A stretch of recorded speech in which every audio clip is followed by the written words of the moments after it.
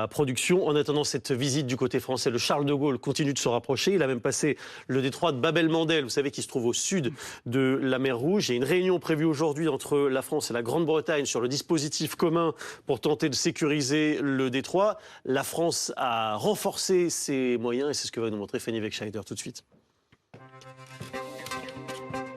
Avec notamment, Fanny, le déploiement d'hélicoptères Tigre côté français. Oui, alors c'est encore hypothétique, mais en effet, il y a cette hypothèse de cet hélicoptère, le Tigre, un hélicoptère de combat de l'armée de terre. Qui dit hélicoptère de combat dit qu'il transporte des armes. Vous le voyez, il a un canon de 30 mm. Il a également 2 paniers disposant de 22 roquettes. C'est un moyen de défense plutôt à bas coût et surtout, il a été testé et approuvé lors de phase d'essai, de test aux Émirats Arabes Unis en mars dernier, où il s'était montré particulièrement efficace et dissuasif contre des drones iraniens.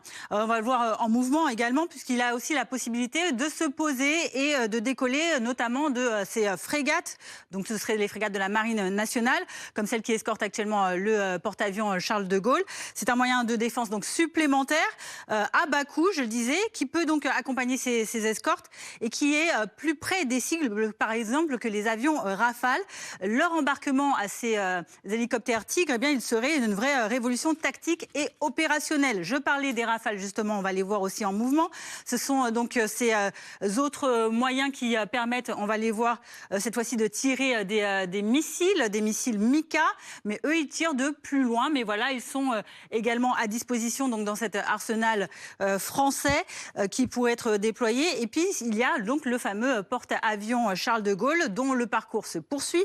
Il est parti de la Méditerranée orientale il y a un peu plus d'une semaine.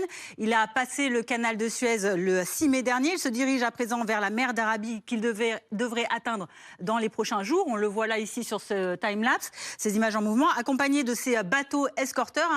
Ça devient un groupe naval de au moins 4 bâtiments. C'est le signal de cette coalition, donc co-dirigée par la France et le Royaume-Uni, en concertation, dit Emmanuel Macron, avec Téhéran, pour assurer donc la reprise de ce trafic maritime dans le détroit d'Ormuz, pour déconflicter la zone, dit le président français.